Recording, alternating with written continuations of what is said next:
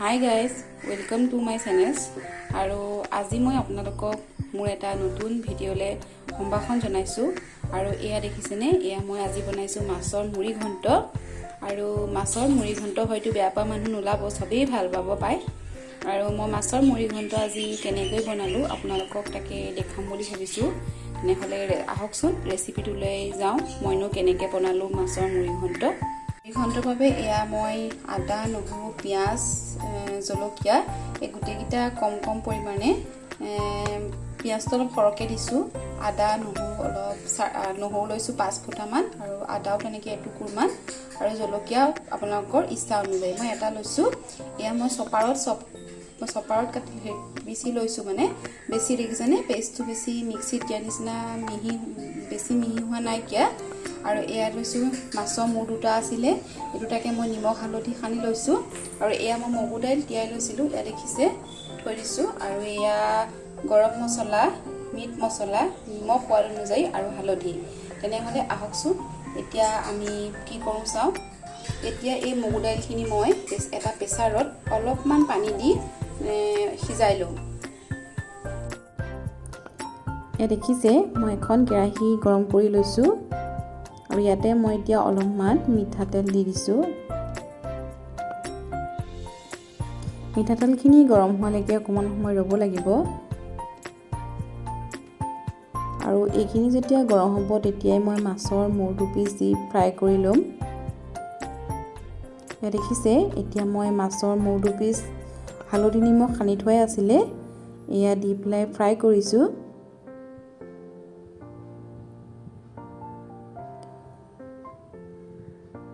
এয়া এতিয়া মই ইলুটি শিলুটি কৰি দিছোঁ, হৈ গ'ল।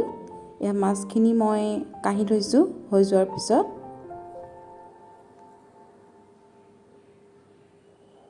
এতিয়া মই গেছৰ ফ্লেমটো বন্ধ কৰি আকৌ সেই একেখিনি তেলতে মই এতিয়া কাটি থোৱা আদা, নহৰু, পিঁয়াজ আৰু জলকীয়াৰ সেই দেখিছে সেই পেষ্টখিনি দি দিছোঁ। আৰু অলপমান কেঁচা কেঁচা গোন্ধ যোৱালৈকে মই ফ্ৰাই কৰিম।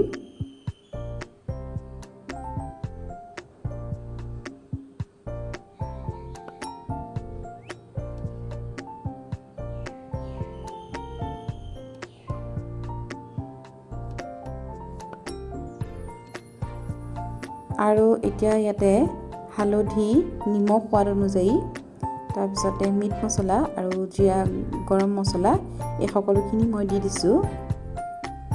দি পেলাই এতিয়া মই অলপমান সময় ফ্ৰাই কৰিম।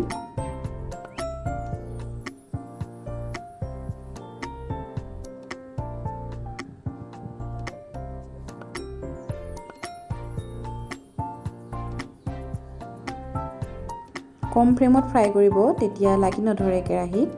আৰু এতিয়া মই যিখিনি মাছ, সেই মাছ দুপিচ ভাঙি লৈছিলোঁ, যাতে মাছৰ মুড়ি ঘণ্টৰ বাবে মাছৰ মূৰখিনিত সেই যাতে মছলাখিনি সোমাই যায়, সেইবাবে মাছৰ মূৰ দুপিচ মই ভাঙি লৈছিলোঁ। হাতেৰে ভাঙি ল'ব সৰু সৰুকৈ। তেতিয়া এয়া ভাজিছোঁ, দেখিছেনে ভজাৰ লগে লগে মছলাৰ যিখিনি সোৱাদ সেইখিনি মাছৰ মূৰ দুপিচত সোমাই পৰিছে। এয়া অলপ সময় ভাজিব লাগিব মছলাত মাছৰ মূৰ দুপিচ বুলিবলৈ নহয়, আচলতে মই ভাঙিয়ে ল'লোঁ। সেয়া দেখিছেই আপোনালোকে। এতিয়া মই সেই সিজাই লোৱা মগু দাইলখিনি ইয়াত এহেতাকৈ দি যাম।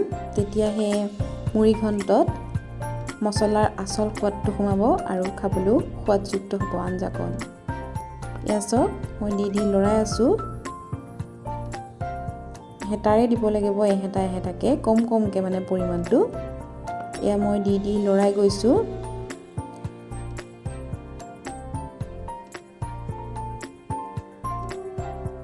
এয়া দেখিছে মই দি লৰাই আছোঁ, সেয়া এহেতাকৈ দি।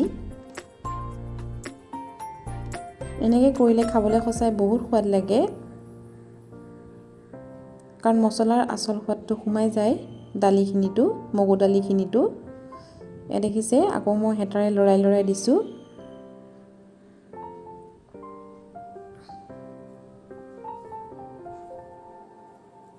লাষ্টত প্ৰেছাৰ শাকটোৰ লাষ্টত থকাখিনি প্ৰেছাৰেৰে দি দিছিলোঁ আৰু এতিয়া আৰু অলপমান লৰাই দিছোঁ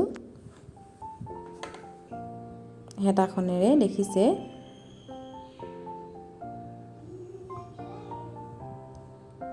আৰু এতিয়া এয়া উতল আহিবলৈ দিছোঁ দেখিছে অলপমান সময় মই উতল আহিবলৈ দিছোঁ মই আচলতে গ্ৰেভিটো বেছি ডাঠ কৰা নাই আপোনালোকে ডাঠ কৰিব পাৰে মই যিহেতু অলপ জুলীয়াকৈ ৰাখিছিলোঁ শেষত মই এয়া ধনিয়া পাত দি দিছোঁ